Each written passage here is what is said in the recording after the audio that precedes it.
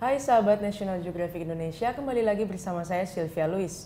Nah, sekarang saya sudah bersama dengan Kak Sakdia. Dia itu merupakan sosok perempuan yang kisahnya juga cukup menginspiratif teman-teman yang ada di sekitarnya. Nah, baik sahabat, langsung saja kita perkenalan dengan Kak Sakdia. Siapa sih sebenarnya Kak Sakdia ini? Kenalan dulu deh Kak. Iya. Kak Sakdia ini sebenarnya siapa sih? Iya, senang berkenalan dengan Sylvia dan teman-teman National Geographic Indonesia. Saya dikenal sebagai Indonesia's first Muslim female stand-up comic. Jadi stand-up comic muslimah pertama di Indonesia.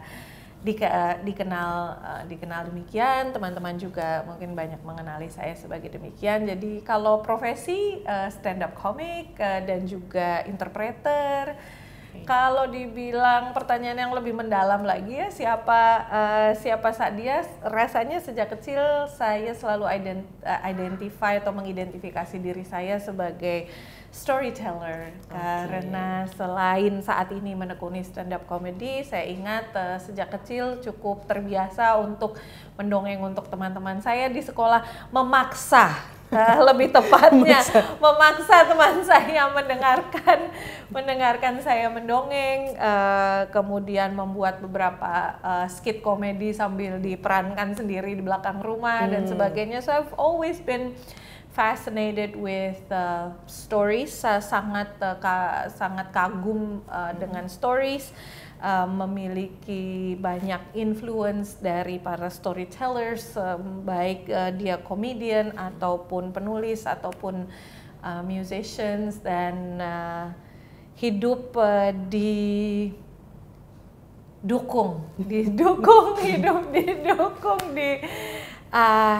dipengaruhi, dikuatkan, didorong oleh stories. Berarti memang udah dari kecil nih sosok Kak Sakdia ini suka sama stories ya? Ya, kalau bisa dibilang begitu, karena bagi saya kehidupan saya itu berkisar dipengaruhi, didukung oleh berbagai cerita di sekitar saya. Kalau orang tua juga sangat mendukung, membelikan banyak sekali buku bekas, buku cerita gitu buku cerita yang kalau ayah saya pulang dari pekerjaannya selalu membawa satu kantong besar, hampir satu karung gitu, industri buku bekas. Jadi dan juga musik dan lyrics, dan banyak terpengaruhi juga oleh musisi. Sebenarnya kalau dibilang siapa yang paling mempengaruhi saya sebagai performer perempuan ya, siapa yang mempengaruhi saya sebagai performer perempuan tuh saya bisa bilang musisi perempuan justru. Lisa Loeb, Sarah McLachlan, Sheryl Crow, Paula Cole. Saya tumbuh besar dikuatkan oleh pesan-pesan yang mereka bawa. Lalu mengapa sih Kak akhirnya Kak Sakdia memilih untuk menjadi seorang komika? Saya merasa bahwa sejak kecil sampai sekarang saya merasa saya memiliki aspirasi dan ekspresi. Dan bagi saya penting untuk menemukan saluran aspirasi dan saluran ekspresi tersebut. Berbagai cara sudah dilakukan, dari mulai menulis cerita, bikin newsletter, dan berbagai hal yang lain, dan pada akhirnya menemukan komedi sebagai tambatan hati. Mengapa demikian? Karena saya tumbuh besar di lingkungan yang amat limiting, amat membatasi untuk perempuan. Saya tinggal di lingkungan keturunan Arab yang cukup konservatif. Teman-teman, sahabat-sahabat saya menikah di usia yang sangat-sangat muda. Seringkali beberapa dari mereka, tentu tidak semua, tidak berkesempatan untuk melanjutkan pendidikan, sehingga aspirasi saya sesungguhnya bagaimana perempuan bisa menemukan suaranya, so find their voice, dan juga express themselves, karena bagi saya itu sangat penting untuk kita bisa find our voice dan express ourselves. Oke. Dan terkait materi stand up yang dibawakan nih Kak. Iya, Nah, iya. yang aku tahu kan Kak Sakdia ini berfokusnya dengan hal-hal yang berbau agama dan juga perempuan gitu ya Iya, kebanyakan. iya. Nah, kenapa sih Kak memilih tema-tema seperti itu untuk dibawakan ketika perform gitu? Ya, tema yang saya pilih tentu saja sesuai dengan aspirasi yang ingin saya bawakan. Saya tumbuh besar di lingkungan konservatif yang sangat religius dan saya juga menemukan bagaimana perempuan kemudian mengalami berbagai diskriminasi. Sehingga itu adalah bagian dari keresahan saya yang kemudian saya bawa di panggung. Kalau dibilang apakah membawakan materi tentang agama, rasanya perlu diluruskan. Bagi saya merasa bahwa saya membawakan materi tentang kehidupan saya, kehidupan di lingkungan sekitar saya sebagai umat beragama. Dan berbagai tingkah pola kita yang seru. Dan bagi saya itu penting untuk dibawakan sebagai bagian dari kerendahan hati juga. Bahwa pada dasarnya kita ini manusia, kita ini banyak kekurangan, dan tidak apa-apa gitu memperbincangkan hal-hal demikian. Kalau untuk isu perempuan, well, because I'm a woman dan karena saya sangat peduli atas suara, ekspresi dan aspirasi perempuan dan berbagai bentuk diskriminasi terhadap perempuan, kekerasan yang masih saja sampai hari ini dialami, bagi saya seru dan relevan untuk diperbincangkan karena seringkali dianggap tabu ya dua isu tersebut itu ya, isu agama, isu perempuan, bahkan apabila bicara soal tubuh perempuan misalnya dianggap tabu, sehingga bagi saya komedi adalah sarana dialog yang seru untuk isu-isu yang sering dianggap tabu dan sensitif tersebut.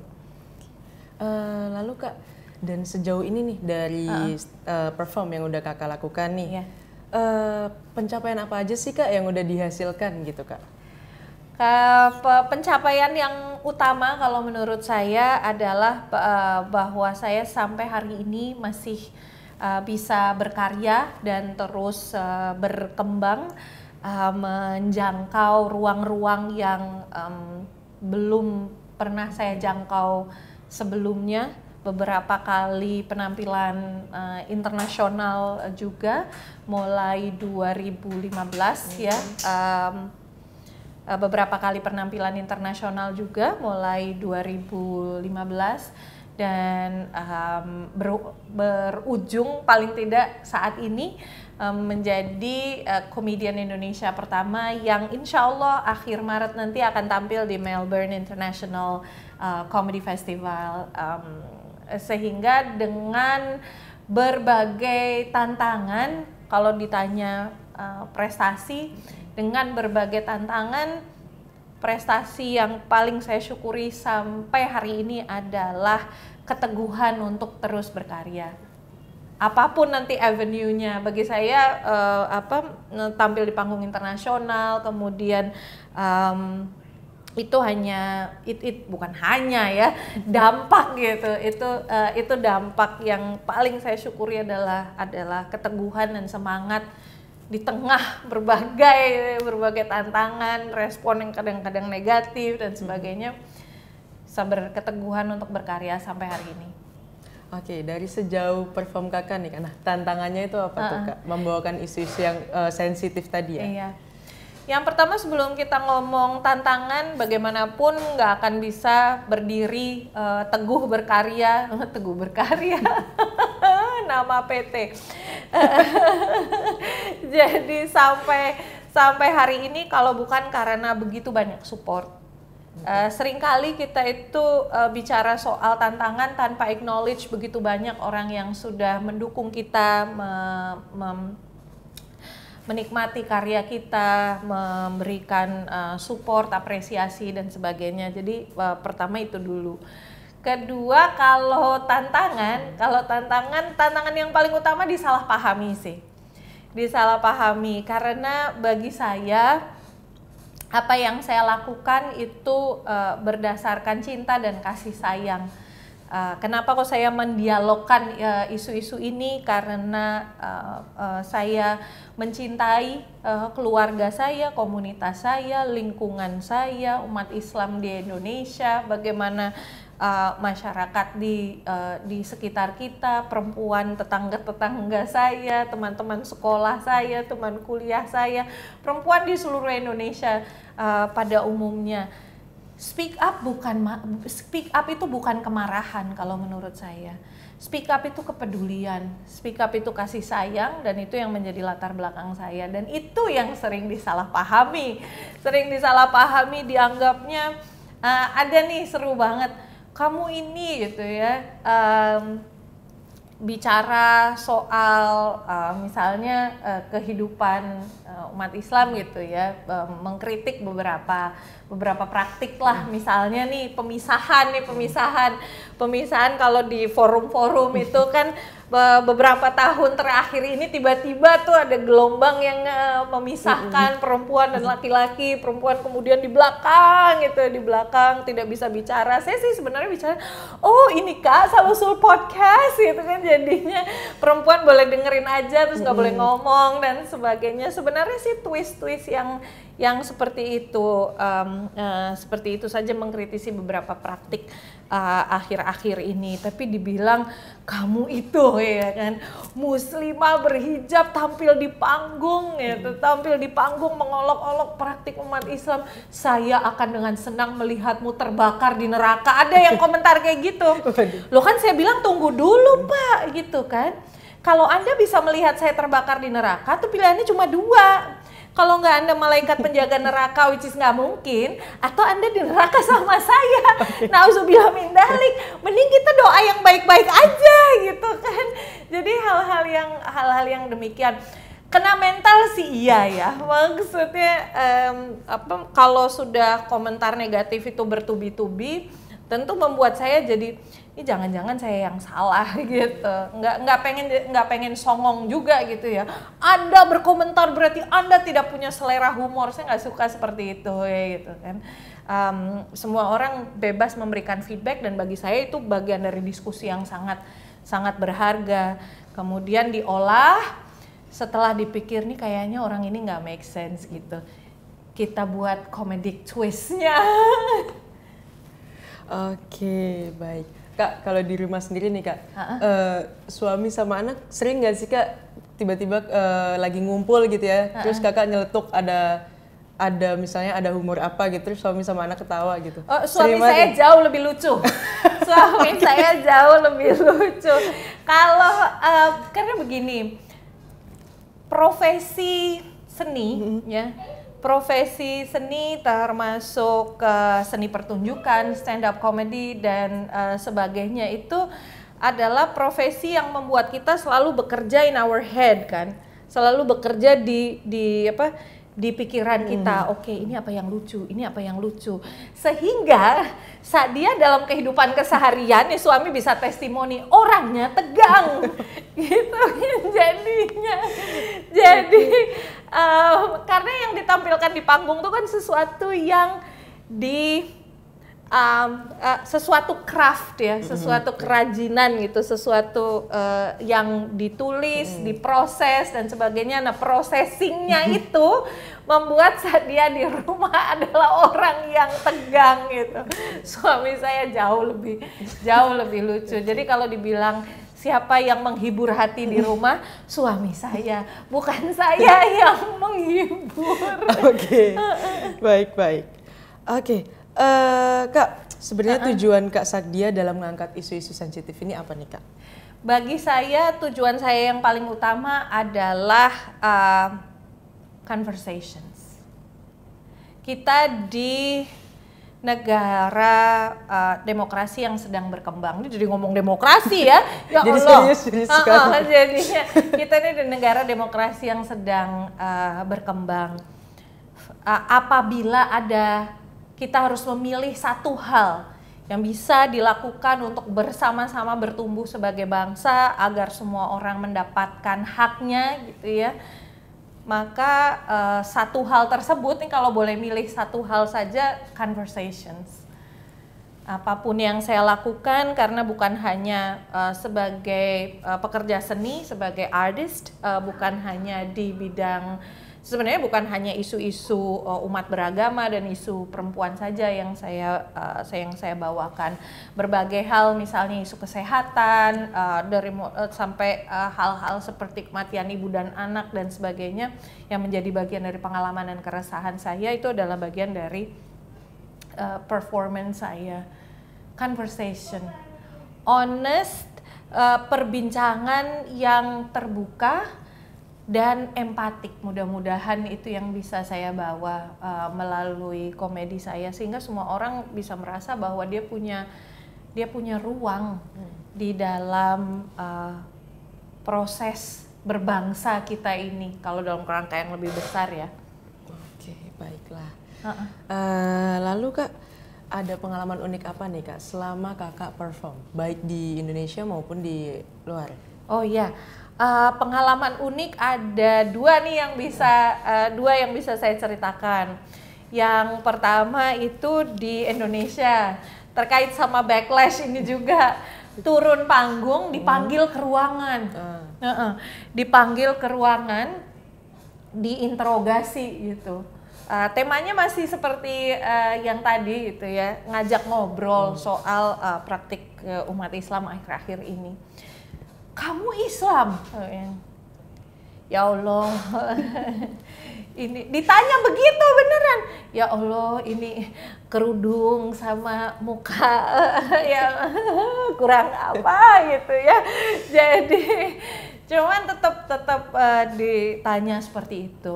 Saya sebagai sebagai bukan hanya komika tapi aktivis gitu kan.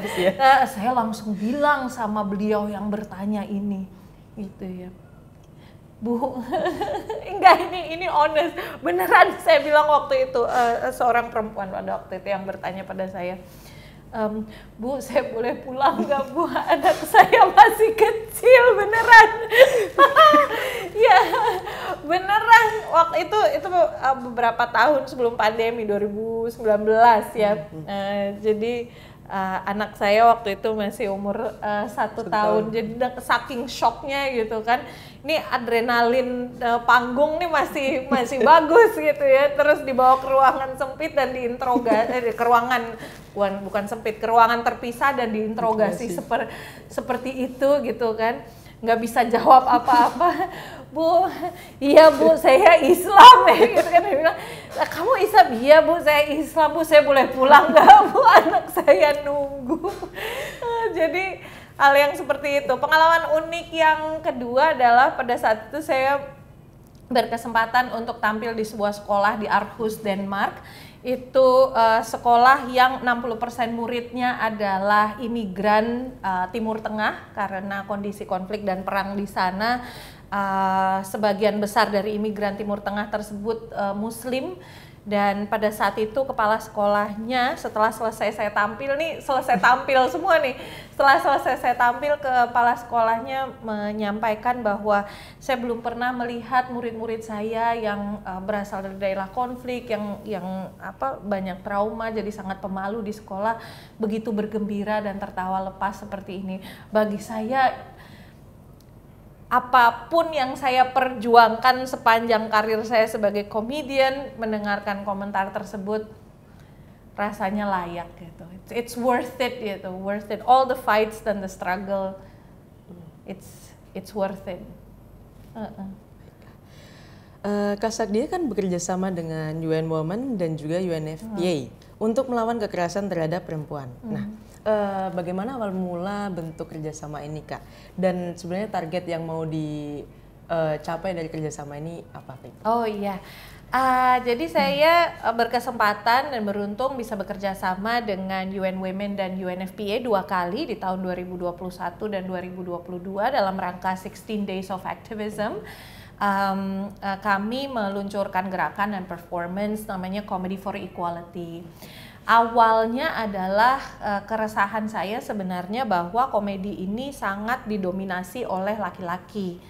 Bahkan prosentasenya saya ingat pernah tampil di satu komedi festival di mana penampilnya ada 100 lebih dan yang perempuannya itu 7 kalau tidak salah. Jadi prosentasenya sangat kecil. Sekarang tentu saja makin berkembang, tetapi dari segi jumlah masih sangat sedikit.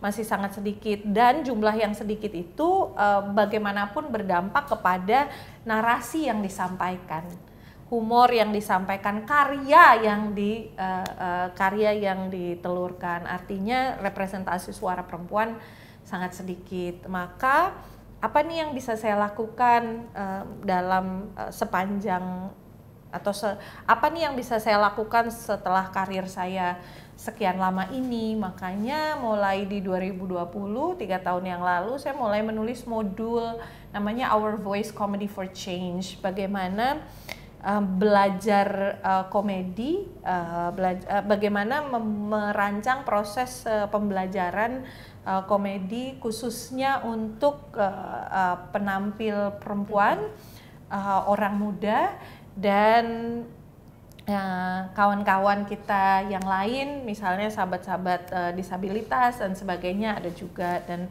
sehingga ya udah gerilya aja melaksanakan workshop ini, bekerja sama dengan berbagai organisasi, bukan hanya UN Women dan UNFPA, tapi salah satunya yang 2 tahun berturut-turut UN Women dan UNFPA modul saya diadopsi, kemudian dibuat menjadi satu gerakan dan performance Comedy for Equality itu.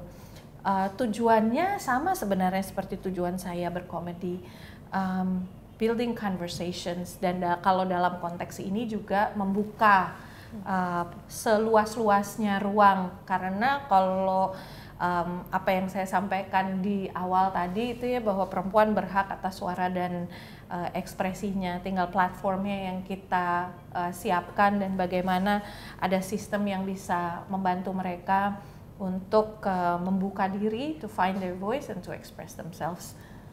Oke, baik. Baik. Lalu harapan Kak Sakdia ke depannya nih Kak, sebagai komika nih, gimana tuh Kak? Harapan sebagai komika supaya skena stand up comedy di Indonesia dan seluruh dunia makin inklusif, pasti makin terbuka untuk suara perempuan. Harapan sebagai person dan sebagai artist, makin banyak kesempatan untuk perempuan, dan yang terutama adalah bagaimana perempuan bisa menemukan suaranya, bisa mengekspresikan dirinya tanpa rasa takut, sehingga harapan yang paling ultimate adalah penghapusan segala bentuk penghapusan, atau sehingga harapan yang paling ultimate adalah nggak ada lagi kekerasan terhadap perempuan. Lalu untuk yang terakhir ya Kak ya, pesan untuk perempuan Indonesia Kak. Pesan untuk yang terakhir, pesan untuk perempuan Indonesia, saya kira ini adalah salah satu yang menjadi prinsip hidup saya juga. I don't want to see myself giving up, sehingga dalam keadaan yang paling sulit sekalipun, mudah-mudahan sih bisa memegang satu hal ini. Jangan mau melihat, atau jangan sampai kita melihat diri kita menyerah. Karena saya tahu kita semua menyimpan berbagai rasa takut, banyak intimidasi, struktur sosial yang tidak berpihak, sehingga mau berkarya aja udah takutnya berlapis-lapis. Tapi we have to believe ya, meskipun kita takut, ada banyak hal yang lebih penting daripada rasa takut. Oke, sahabat. Oke, ada lagi nggak Kak yang mau disampaikan mungkin ke sahabat National Geographic Indonesia, ajakan atau apa gitu mungkin? Kalau ajakan teman-teman National Geographic Indonesia, support local artist, dukung teman-teman kalian di lingkungan sekitar kalian yang ingin mengekspresikan dirinya, terutama teman-teman perempuan, dan lingkungan yang harassment free please. Aduh, sexist jokes dan sebagainya, it's not funny kayak gitu. Jadi saya kira paling tidak kalaupun kita bisa berkontribusi sekecil-kecilnya gitu ya, selemah-lemahnya iman kayak gitu, lingkungan yang sehat untuk semua orang bisa mengekspresikan dirinya, bebas bully, bebas pelecehan, bebas humor-humor seksis. Oke, baik sahabat. Jadi itu bincang-bincang kita kali ini dengan Kak Sakdia. Saksikan terus YouTube dan juga video-video lain di YouTube channel National Geographic Indonesia.